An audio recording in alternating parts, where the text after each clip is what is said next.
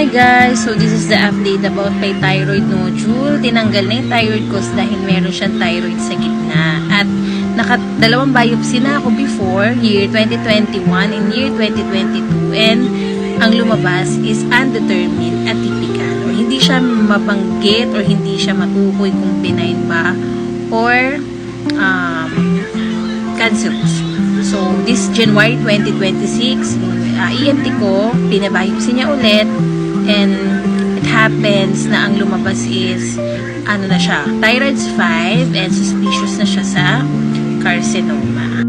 So this is the 1 week post-op ng operation ko, ng surgery ko. Inoperahan ako last March 2021, March 21, 2026. And nakalabas ako ng March 24, 2026 sa hospital. So, we are waiting dun sa final biopsy or histopath ng bukol ko. Pagkatanggal kasi, pinadala sa laboratory yung bukol kasama yung thyroid.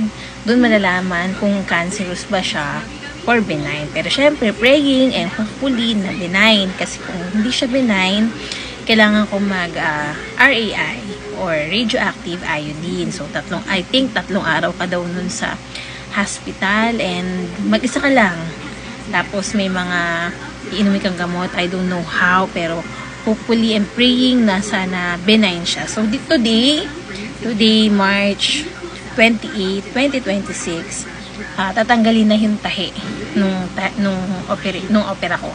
So, i-update ko kayo ang itsura niya. Actually, may mga pictures na ako. Check nyo na lang, na-upload ko na yan. Picture lang yung mga in-uploads ko kasi as in groggy ako nung mga time na nasa ospital ako. Masakit yung likod ko, masakit yung liig ko. Hindi ko maintindihan anong pwesto yung dapat kong gawin para lang makuha yung tamang pwesto para makatulog ako. Hindi rin siya biro.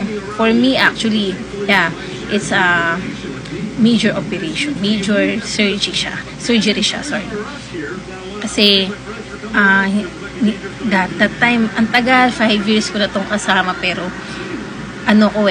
hindi pa ako ganun ka buo yung loob, confidence na ipatanggal siya. This 2026 lang, kasi nga, lumabas na dun sa last biopsy is suspicious na siya sa papillary carcinoma. Kaya, pinatanggal ko na siya. So, if you have any questions, guys, about my operation, kung paano ko siya nalaman, kindly comment na lang. Then, sasagutin ko yung mga tanong. For now, I'm ready na. I'll go to the hospital, I'll go to my doctor, and tatanggalin niya na yung tahi, and hopefully, okay na siya. At makabalik na ako sa work this April 6. So, see you guys.